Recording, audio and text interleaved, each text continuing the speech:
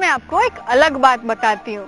आपको तो पता ही होगा, रियो ओलंपिक्स चल रहा है और वहाँ पे भारत की बेटियां अपना कमाल दिखा रही हैं, जबकि भारत के बेटे जियो सिम कार्ड के जुगाड़ में लगे हुए हैं।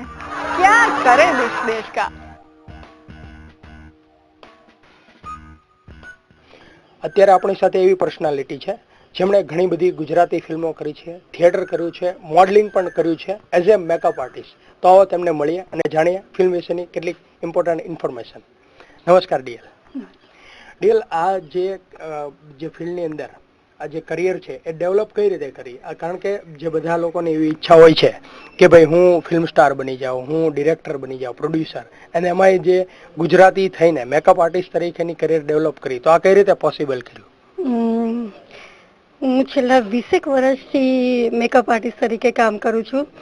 પહેલા તો ચેનલને આટલી બધી નથી એટલે થોડું સ્ટ્રગલ પીરિયડ કહેવાતો હતો, બહુ જ મહેનત કરવી પડતી હતી. અત્યારે તો પ્રાઇવેટ એટલી બધી ચેનલો થઈ ગઈ છે કે તમને ઇઝીલી તમારે માર્કેટમાં તમે નામ કરી શકો છો. આજથી 20 વર્ષ પહેલાં આ વસ્તુ નહોતું. ત્યારે એક પ્રાઇવેટ ચેનલ નવી પહેલાં ફર્સ્ટ ગુજરાતમાં લોન્ચ થઈ હતી અને એની અંદર મને મોકો મળ્યો હતો. પહેલાં ચાઇલ્ડ પ્રોગ્રામ હતો એટલે સ્ટાર્ટિંગ મારું ચાઇલ્ડ પ્રોગ્રામથી મેં કર્યું હતું. એની અંદરની સફળતા પછી બહુ જ સારા એવા નામચીન અમ્મા, જે આપણે બહુ સારી રીતથી ઓળખીએ છીએ અમ્માને, મલ્લિકા સારાબેન જે છે એમના મમ્મી, એમના થ્રુ મને એક પ્રોગ્રામ મળ્યો હતો અને એમાં હું એન્કરને મેકઅપ કર્યો અને એ મારો મેકઅપ બધાએ ખૂબ જ વખાણ્યો અને તે પછી મારી જે શરૂઆત થઈ એ હજી સુધી એઝ વિઝ્યુઅલ અપને અપ જતી જાય છે. Dhanlaxmi, short form DL. DL, હું આપને એટલી ઇન્ફોર્મેશન આપો કે કયા કયા પ્રકારની ફિલ્મો કરી છે અને એને અંદર જે મેકઅપની અંદર જે કામ કરવું એમાં કયા કયા પ્રકારના આર્ટિસ્ટો છે, થોડી ફિલ્મ રિલેટેડ ઇન્ફોર્મેશન આપો. ફિલ્મની અંદર બી મારું ફર્સ્ટ ફિલ્મ હતું ગગો કેદારાને પૈણું કરે છે, જેના ડિરેક્ટર હતા સંદીપ પટેલ. Mind blowing. હું એમને સલામ કરીશ કે મને જે પહેલો ચાન્સ એમને ફિલ્મોમાં આપ્યો અને એમની જોડેથી હું ખૂબ જ શીખી છું, જીવન જીવવાનું બી અને મીડિયામાં કામ કરવાનું પણ.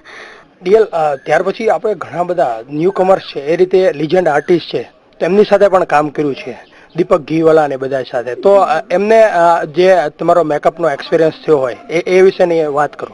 એક બહુ સારો પ્રસંગ કહું, જે મારી ફર્સ્ટ મુલાકાત હતી 2007 કે 6 એવું કંઈક સમથિંગ છે. એની અંદર એક પ્રાઇવેટ ચેનલની અંદર ડેલી સોપ હતી મોટીબા સિરિયલ. તે વખતે હું ફર્સ્ટ ટાઈમ દીપક ઘીવાલા અને રાગિણીબેનને મળી હતી અને પહેલો જ દિવસ હતો મારો એમની સાથેનો. હું હોટલ ઉપર એમને મેકઅપ કરવા ગઈ. સૌથી પહેલાં તો એ લોકો વર્ષોથી એવી રીતે જોડાયા છે કે મેકઅપ મેન, વુમન નહીં. સીધું એમને તો બધાની વચ્ચે મને સલામ કરી કે નહીં, હું પહેલી એવી લેડી છું કે જેને એ સલામ કરે છે કે એક લેડી થઈને આ મીડિયાની અંદર આ નામ અને આ રીતે કામ કરવું એ ખરેખર સલામને કાબિલ છે. અને મેં આ સુધી આટલી બધી ફિલ્મો કરીને એમાં જે મેકઅપ ને બધું કરું છું એનાથી ટાઈમ ઓછો અને સારું કામ તે કર્યું છે. અને આજની તારીખમાં એમની જેટલી સિરિયલ કે એ અમદાવાદમાં જ્યારે પણ આવે સૌથી પહેલો કોલ મને હોય છે કે તું જ મારી પ્રસંગમાં મેકઅપમાં આવે. અને એમને મને બહુ જ બધું પ્રોત્સાહન બી આપ્યું છે અને અમુક જે નવી પદ્ધતિ હોય છે એ હું રાગિણીબેનની જોડેથી, અપરા મહેતાની જોડેથી, ખાસા એવા સિનિયર લોકો જોડેથી, દર્શન જરીવાલા છે, ફારૂક શેખ છે, એ બધા જોડેથી હું શીખી છું. ડીએલ, ત્યાર પછી અત્યારે આપણે જોઈએ તો સાઉથની અંદર જે ફિલ્મ હોય એની અંદર ઘણા બધા મેકઅપ રિલેટેડ એક્સપેરિમેન્ટ થતા હોય છે અને તમે અત્યારે જે ગુજરાતી ફિલ્મો કરી રહ્યા છો તો કેવું લાગે છે? એમાં એક્સપેરિમેન્ટ થાય છે અને એનો મેકઅપ રિલેટેડ એક્સપિરિયન્સ હોય એ જણાવો. છે ને, અલગ અલગ ગેટઅપ કરવાની ખૂબ જ મજા આવે છે. સુગદાનની અંદર એક રૂપેશ કરીને છે છોકરો, એ એક જ નાટકની અંદર 4 રોલ કરે છે. તો ઘડીકમાં એક સિપાહીનો રોલ છે, ઘડીકમાં એક એવો છે કે એનો હાફ ફેસ આખો બળેલો છે. તો એટલા ઓછા પીરિયડમાં મારે એ બધી વસ્તુ પણ કરવાની હોય છે. તો મને થિયેટર કરવું વધારે પસંદ પડે છે કે એની અંદર મને મારો મનગમતો વિષય મળે છે કે મને બહુ જ બધું રમવા મળે છે, શીખવા પણ મળે છે.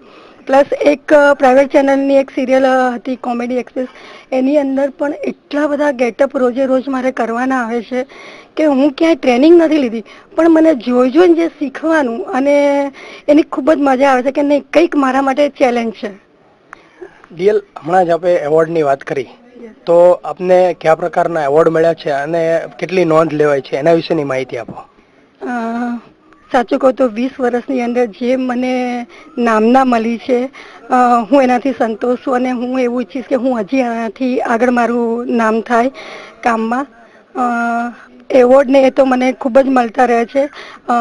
બહુ બધી બ્યુટિશિયન હું પોતે સેમિનાર્સ ને એ બધું બી કરું છું એટલે એમાં પણ એવોર્ડ મળ્યા છે. મારે થિયેટરની અંદર મળ્યા છે. પ્લસ જે સિરિયલ મેં તમને કીધી કે મોટી બા સિરિયલ જેની અંદરથી મને બહુ જ બધું શીખવા મળ્યું એની અંદર બી રિલાયન્સ તરફથી બિગ ટીવી વાળા તરફથી મને એવોર્ડ આપવામાં આવેલો છે. ડિયલ એક અલગ એક્સપિરિયન્સની વાત કરીને ખૂબ મજા આવી.